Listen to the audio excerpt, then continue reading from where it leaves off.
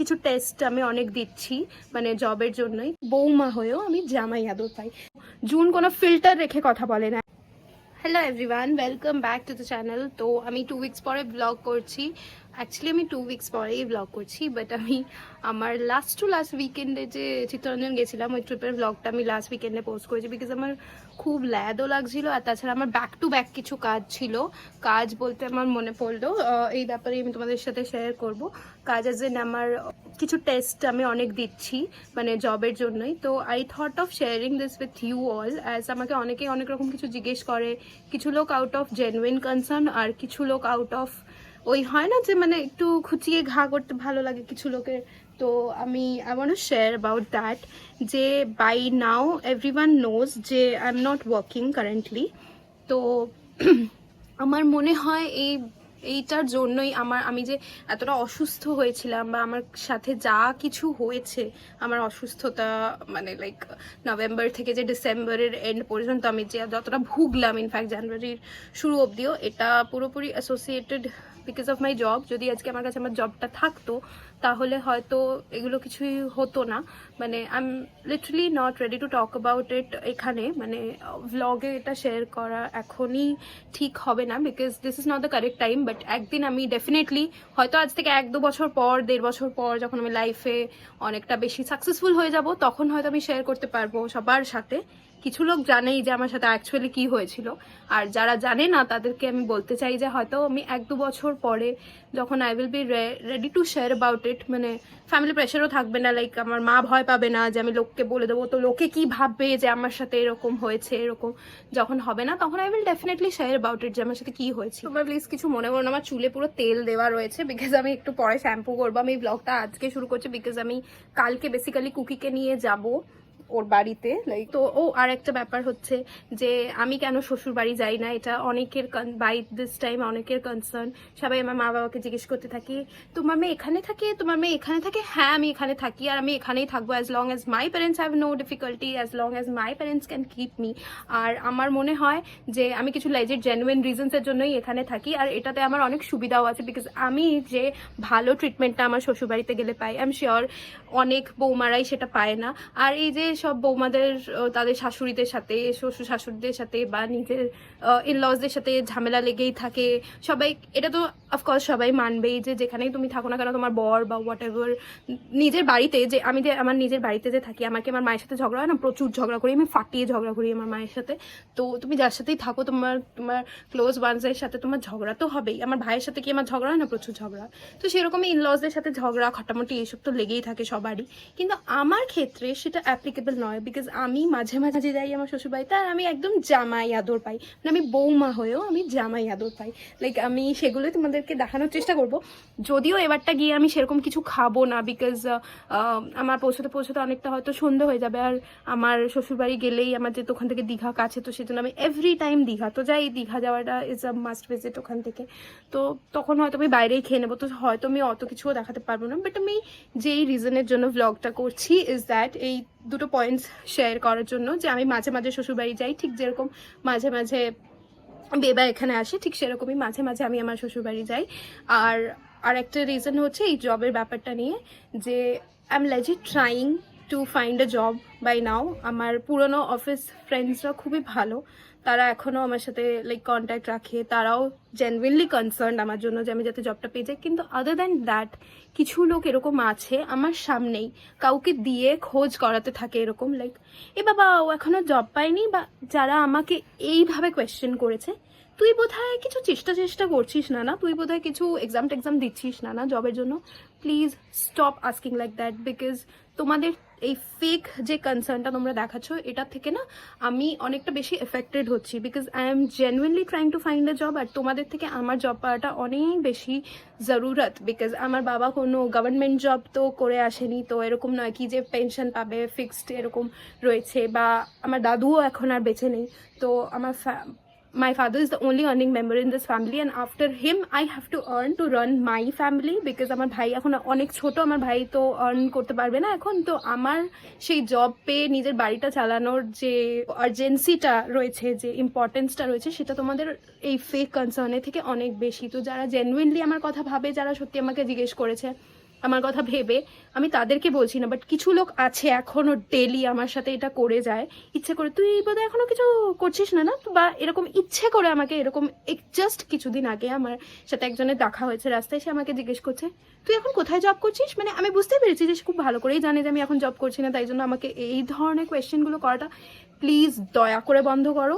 আর যদি মনে হয় যে এই ধরনের কোয়েশ্চেন করবে, তাহলে আমার মুখ তোমরা সবাই জানো, আমি কিন্তু জুন কোনো ফিল্টার রেখে কথা বলে না, এইটা আই থিঙ্ক সবাই জানে। তো আমি যদি আমার মুখ খোলা শুরু করি বা আমি যদি একটা মুফাট জবাব দিয়ে দিই না, তাহলে তোমরা কোথাওকার থাকবে না। জন্য স্টপ ডুইং দ্যাট। ঠিক আছে, যাই হোক, আমি অনেক কথা বলে ফেললাম।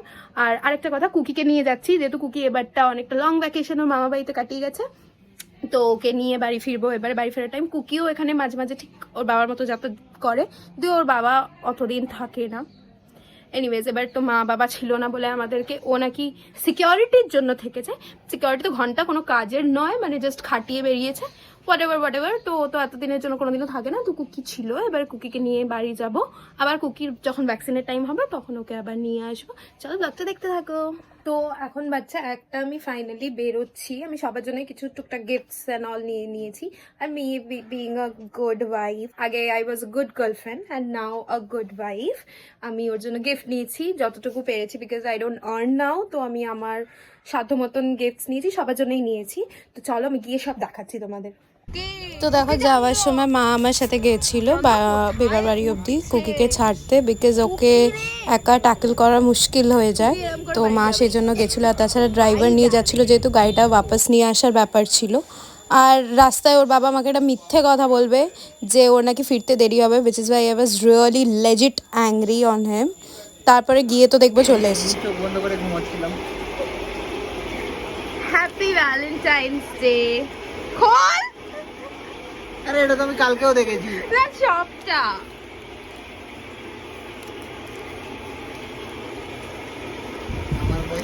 আমার থেকে ফুলের পয়সা নিয়ে আমাকে gift না মোটেও না, আমি স্যুপ কেনার পয়সা নিয়েছি। এটা ওদের আছে। ওদের আছে মানে?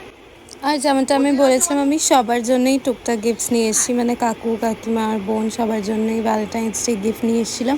তুমি দেখাবো সবাই কিভাবে রিয়্যাক্ট করেছে গিফটস দেওয়াতে। তো ফার্স্ট আমি কাকিমাকে দিলাম, কাকিমাকে কেউ কোনোদিন ফুল দেয়নি। Happy Valentine's day. ও আচ্ছা আচ্ছা। ভালো লাগছে? জীবনে কোনোদিন কেউ দেয়নি, এই প্রথম। আমি ওই জন্যই সত্যি কথা, একদম কেউ কোনোদিন দেয়নি। আমি এখন বলবো তখন খুলবে। চোখ বন্ধ। এটা বোনের। Happy Valentine's day. পছন্দ হয়েছে? আর আপনারটা দেখান। এটা কি আমাদের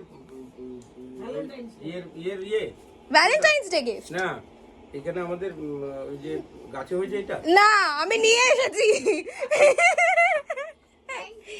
ওয়েলকাম। তো এখন আমি রেডি হয়ে গেছি, আমরা যাচ্ছি দীঘাতে। আমি লাট্টুতে বসে আছি, চার্জার আনতে গেছে, তারপর আমরা যাচ্ছি দীঘাতে। আর দেখো, দীঘাতে আসলে আমি না প্রত্যেকবার ওয়াও চায়নাতে এই একটা বাটার গার্লিক ফিশ খেতে আসি। আমার একটা মেন্টাল ইনহিবিশন আছে যে এখানে ফিশটা একটু বেশি টেস্টি লাগে আমার খেতে। বাকি জায়গাতেও খেয়েছি, বাট এতটা টেস্টি আই ডোন্ট থিঙ্ক যে কোথাও হয়। এখানে একটু বেশি টেস্টি লাগে আমার। দেখো, চাঁদের আলোটা সমুদ্রে জলে এসে পড়ছে, তো কত সুন্দর লাগছে। আমরা না এবারে নিউ দীঘার এদিকটা এসে বসেছিলাম। আদারওয়াইজ আমরা প্রত্যেকবার ওল্ড দীঘা, আমাদের একটা পার্টিকুলার জায়গা আছে যেখানে আমরা 2021-এ গিয়েছিলাম আমার ফ্রেন্ডসদের সাথে, আর মাদেরকে নিয়ে এসেছিলাম। ওখানে গিয়ে বেশিক্ষণ বসি, তো আমরা বসেছিলাম ওখানে একটুখানি, বাট এবারে এসে এদিকটা বেশিক্ষণ বসেছি। আর যারা উইকেন্ড কাটাতে দীঘায় আসো তাদের জন্য একটা গুড নিউজ, দীঘাতে ফাইনালি ডমিনোজ আর KFC দুটোই হয়ে গেছে। যদিও আমি তো যখনই শ্বশুরবাড়ি আসি তখনই আসি, আর যারা ঘুরতে আসো তাদের জন্য এটা গুড নিউজ। কি সুন্দর করেছে দেখছিস? কি রে? এটা আমি দিয়েছি রে। আমি এখানে আই লাভ দীঘার সামনে ছবি তুলি। এটা আই লাভ দীঘাটা কোথায়? ওই তো তোর সামনে এত বড় রয়েছে। তো তোদের দিকে তো খাবার অর্ডার করে আমরা বসেছিলাম, আর দেখো ওর এক্সট্রিম ঘুম পাচ্ছিল, বিকজ ও আগের দিন রাত্রেবেলা উড়িষ্যা গেছিলো। তো ওর এসে একদমই ঘুম হয়নি, সারা রাত জাগা ছিল। ঘুমিয়ে যাবি এখানে।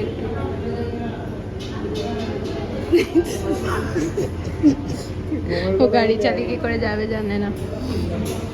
আমি তো বলছি এখনো হোটেল নিয়ে নিচ্ছি এখানে। এখন তো আর আনম্যারিড না, আর আনম্যারিড হলেও কোনো অসুবিধা নেই, সবাই কাপল। আমি কত এসছি ডেটিং পিরিয়ডে, থেকে যাচ্ছি। প্রেমের প্রুফ দিতে হবে। সব আছে আমার কাছে। কি আছে? কি আছে তো প্রেমের প্রুফ? ভাই আমার বিয়ে হয়ে গেছে, আমি আবার প্রেমের প্রুফ কি দেবো? সিঁদুর লাগালে বিয়ে হয়ে গেছে? আমার ম্যারেজ সার্টিফিকেট আমার মেলে সবসময় সেভড থাকে, ঠিক আছে? তোর কাছেও আছে ইনফ্যাক্ট। আর কি চাই? এনগেজমেন্ট, বিয়ের সব ফটো দেখে দেবো। বাড়ি গিয়ে শান্তিতে ঘুম চাই, আমি কি অশান্তি? No disturbance. আমি কি অশান্তি? ইয়েস। কি বলতে কি চাই? তো ডমিনোসটার একদম ভেতরেই কেভেন্টাস ছিল, তো আমি একটা মিল্কশেক নিয়েছিলাম আর ও একটা ক্যারামেল কোল্ড কফি। তো পিৎজাটা আমিই বেসিক্যালি অর্ডার করেছিলাম বিকজ আমি ডমিনোস দেখে লাফাচ্ছিলাম, অনেকদিন ডমিনোস খাওয়া হয়নি। বাট আমি ওকে বলছিলাম একটা স্লাইস খাওয়ার পরেই যার খেতে পারবো না, তো আমায় বলছিল আমি নাকি কোনোদিনও খেতে শিখবো না। আর আমার এই প্রবলেমটা বাই না সবাই জেনে গেছে যে আমি খুব বেশি একটা খেতে পারি না, খাবো লাফাই বাট খেতে বেশি পারি না। আর রাত্রেবেলা এই দীঘা থেকে যখন ফিরি বেবার বাড়িতে, this is something I really enjoy, which is এই ড্রাইভটা যেটা এত ফাস্ট করেও বাড়ি নিয়ে যায়। তো এইভাবে আমরা আমাদের ভ্যালেন্টাইন্স ডেটা কাটালাম। আই এম শিওর তোমরাও তোমাদের প্রিয় মানুষদের সাথে ভ্যালেন্টাইন্স ডে খুব ভালো করেই কাটিয়েছো। আর এখন হয়ে গেছে সকালবেলা, আর কুকিকে দেখো। আর সকাল হলেই কাকিমা সবার আগে কনসার্নটা হচ্ছে কি খাবো। আমি এই জন্য শ্বশুরবাড়িতে এসে কম থাকি জানো তো, বিকজ এখানে থাকলে না আমি মোটা হয়ে যাব একদম, সারাক্ষণ এত খাবার দিতে থাকে। আমি সত্যি বলছি, আমি এখানে থাকলে আমার 10 কেজি বেড়েই যাবে অলমোস্ট। ডিম কষা কেন চামচটা করেছেন? কোথায় গেল? এইখানে। দাও, দাও, দাও। আবার এত তরকারিও করলেন, তাহলে বাইরে থেকে আনালেন কেন? আরে বাইরের থেকে না, তরকারি ফ্রি দিবে তো এইসব জিনিসের জন্য। এটা কি ও সবাইকে এরম করছে, কুকুরাম। দিয়ে না 10-15 মিনিট পরে আস্তে আস্তে শুশুর করে তার দিকে এগাবে, পাতাবে রেখে যাবে কামড়ে দিলে। মানে তোকে আদর করছি, তুই কামড়ে দিবি। তারপরে মিনিট 10 চুপচাপ বসে থাকবে, আমি দূর থেকে লক্ষ্য করি যে কি করছে। আস্তে আস্তে এরকম করবে। আমি একটা জিনিস তোমাদের সাথে শেয়ার করা হয়নি আজকে, I thought of sharing, which is this, my Valentine's gift. This is Daisy, say hello. আর এখন আমি হচ্ছি রেডি, কজ আজকে আমাদের একটা পার্টি আছে যেখানে কুকিও ইনভাইটেড। আর আজকে জানি কিছু ব্লগ করা হবে না, বিকজ ফ্রেন্ডসদের সাথে থাকলে ব্লগিং হয় না। তো মানে অনেক দিন পরে ফ্রেন্ডসে গেট টুগেদার, তো আমরা বেরোবো, রেডি হয়। তা এই ব্লগটা আমি এখানেই শেষ করছি। Till then, bye by.